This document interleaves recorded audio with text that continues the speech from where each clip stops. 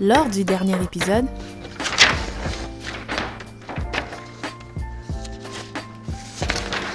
C'est quoi ton score? J'ai 10 vrais. T'as combien? 10 vrais. 10 vrais? Ouais. Moi j'ai 6 vrais. Alright? Ouais. Ok. Je veux savoir, question 19. Je doute de tout ce que je fais. T'as dit quoi? Tu savais que j'avais mis vrai, tu savais que j'avais mis vrai, c'est ça?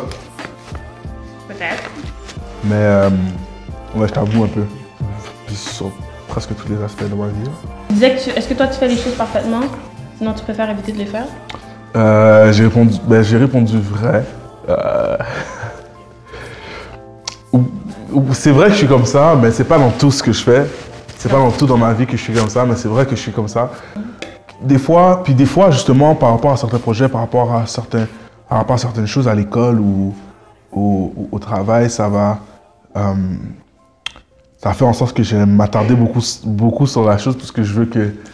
Tu vas t'attarder sur quoi? Je vais m'attarder sur la chose à faire, sur la tâche à faire parce que je veux que... je veux que ce soit bien, je veux que ce soit comme bien présentable. Mais vraiment, où je suis beaucoup comme ça, c'est par rapport à la musique. Je te dis pas, mais est-ce que c'est quelque chose qui est pas nécessairement bon?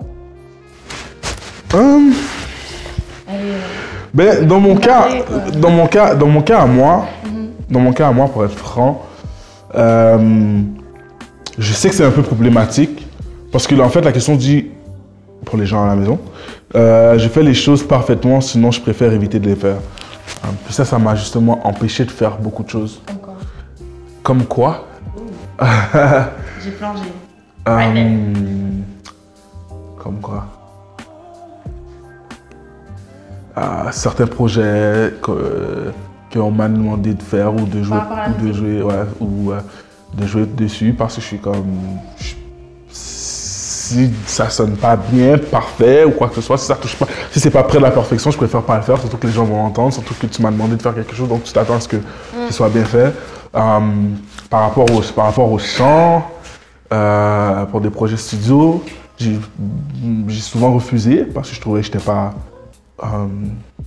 Puis est-ce que c'est quand tu refusais, tu regrettais, tu étais comme « Ah, j'ai manqué quelque chose parce que je cherche à être parfait » ou bien tu étais à l'aise avec cette décision? Ben, en fait, pour être franc avec toi, j'étais comme ça après. Pas sur le moment présent. Ok, mais c'est après tu regrettes. Après, genre des semaines ou des fois des mois après, je suis comme... Ah, peut-être que j'aurais... En fait, c'est toujours dans le peut-être. Peut-être que j'aurais pu le faire finalement. Est-ce que c'est un problème? Ben, oui, c'est un problème parce que je suis jamais satisfait. Ou ça devient vraiment un problème remarquable pour moi et la personne, c'est pour le studio, pour donner un exemple. Genre qu'on me demande de faire du studio, je sais que c'est pas ma force. Et que ça fait en sorte que je vais toujours refaire des prises. T'as peur de faire une erreur? Euh, T'as peur, c'est quoi qui t'effraie, on va dire? On va dire tu fais le studio. C'est quoi? C'est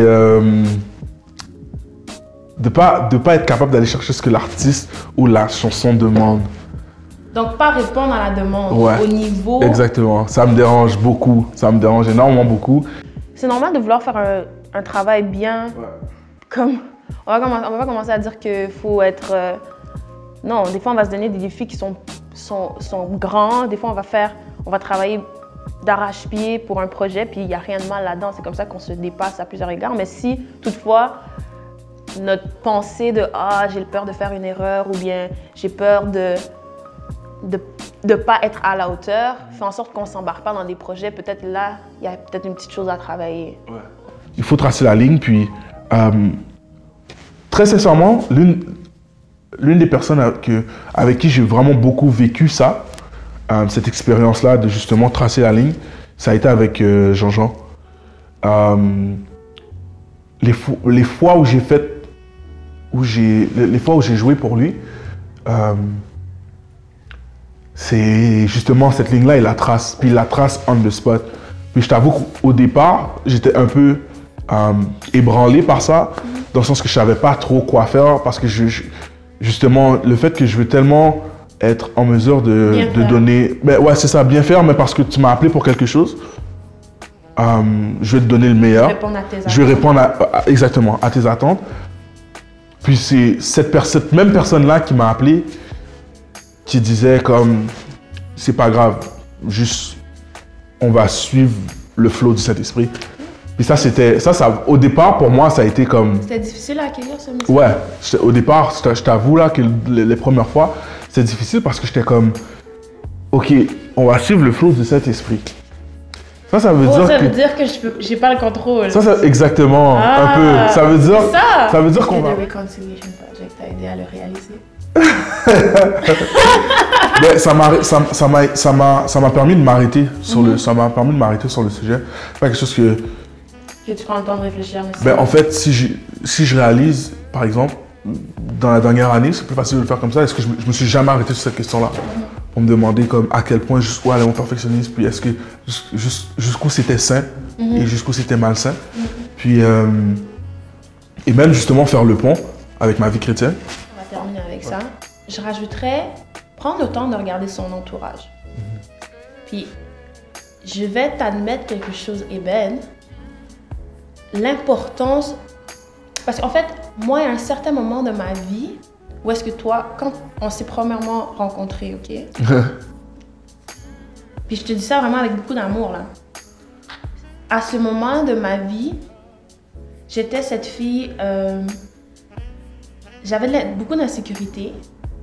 Et puis, je rencontrais plein de nouvelles personnes, puis j'étais comme... Moi, j'étais un peu dans un perfectionnisme d'intégration, là.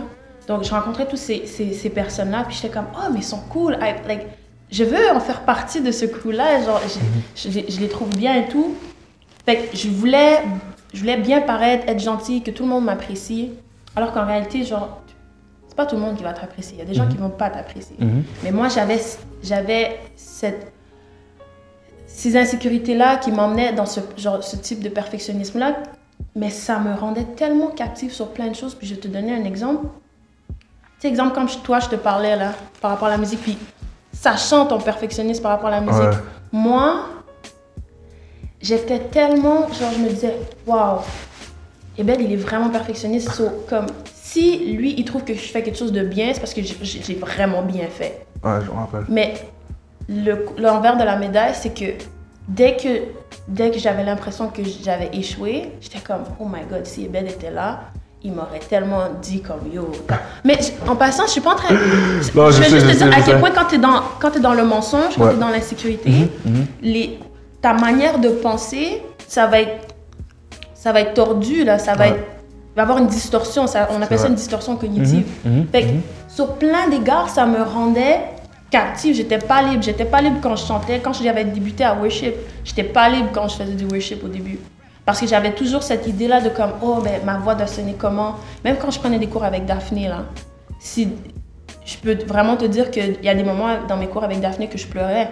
Parce que j'étais pas satisfaite de ma voix. Je me disais comme, je vais pas atteindre ce critère d'excellence-là que, entre autres, toi, tu me parlais. Tu comprends? Et pas pour te blâmer de quoi que ce soit, parce que moi-même, j'avais du travail à faire. C'est juste que, c'est pour ça que je veux inviter les gens à penser à qui est dans ton entourage, parce que c'est à ce moment-là dans ma vie, avec les insécurités que j'avais, dans lesquelles je devais travailler, c'était pas le moment pour moi d'être à côté d'une personne perfectionniste. Fait que prendre le temps de regarder où est-ce que tu es, toi, et de voir comme, est-ce que présentement les personnes autour de moi alimentent mon perfectionnisme, alimentent mes insécurités, ou bien me permet de... Tu comprends, de travailler et de vaincre ces insécurités-là. Tu comprends ce que je veux dire? Alors que tu vois maintenant, genre, parce que Dieu a tellement travaillé avec moi, genre, sur plein d'égards, par exemple, le chant, ma voix n'est pas parfaite, je fais plein d'erreurs des fois, mais la liberté dans laquelle je plonge, c'est incomparable comparativement à avant. Et une critique de ta part, je pourrais tellement mieux le prendre qu'auparavant. Justement parce que j'ai plus autant besoin de me sentir comme acceptée, comme de sentir que j'ai bien fait, je suis parfaite aux yeux de l'autre, donc je me sens acceptée. Puis ça, c'est pas avant que j'ai laissé Jésus-Christ remplir cet espace dans mon cœur. Tu comprends? Parce qu'il y a un niveau où est-ce que... Il y a un niveau où est-ce que Tania, t'auras bien beau être la plus gentille, la plus belle, la plus talentueuse. Il y a des gens qui vont pas t'aimer still. Tu comprends? Ouais. Et là, t'essaies, tu mets toute ton énergie, puis là, tu comprends pas pourquoi, genre, t'as certaines amitiés qui fonctionnent pas, au travail, on va dire, ça fonctionne pas. Les gens seront jamais satisfaits. Mais là, quand tu fais comme, OK, Seigneur, j'ai besoin que toi, tu viennes remplir ce trou dans mon cœur qui fait en sorte que j'ai constamment besoin de me sentir aimée. Puis là, quand j'ai fait ce pas-là, ça a tout changé. Et je veux pas être émotionnelle, mais comme tu comprends, ça a vraiment tout changé. Ça fait en sorte que je suis beaucoup mieux dans ma peau, puis je sens pas que j'ai autant besoin de faire pour me sentir aimée ou me sentir acceptée. Je veux prendre le temps aussi de te dire, hein, comme, je suis désolée si à certains moments, vu que j'étais tellement dans cette insécurité-là back then, que j'ai pu... Parce que d'une certaine manière, je cherchais une validation, puis je te mettais une certaine pression là-dedans, puis ça a pu faire en sorte que, exemple, à certains moments, je te parlais d'une certaine manière, alors que je ne devrais pas te parler comme ça, genre, tu comprends? Mais c'était pas... C'est quoi, là? Non, mais dans le sens que... Non, je comprends. C'est à cause du travail que Dieu a fait dans mon cœur qui fait en sorte que je peux le voir. Mais à ce moment-là, moi... dans cette insécurité-là, et puis dans le perfectionnisme que... Parce que je veux pas que tu t'alimentais ça d'une certaine manière, par la manière que tu étais. C'est sûr. Fait que moi, ma réponse, j'étais comme... Soit que quand j'arrivais pas à répondre aux attentes que j'imaginais que toi t'avais, là j'étais comme là. Fait que là, je prenais mal la critique. Puis j'essayais de me protéger. Puis je tombais dans l'évitement, tu vois. Donc, je prends le temps de dire, you know, I'm sorry for that. Écoute. I'm sorry for that. On grandit tous. On grandit tous. On a tous des erreurs. Même par moi, tu vois, par la pression que j'ai pu te donner. C'est drôle parce que at that time, j'étais pas conscient de ça. Donc, tu vois, moi aussi, je m'excuse par rapport à ça. Mais tu vois, c'est maintenant, c'est pour ça que je suis plus dans un aspect de ma vie maintenant où je suis rendu, où j'encourage les gens plus qu'autre chose. Dans les meetings. C'est bon. J'encourage les gens plus qu'autre chose, en fait.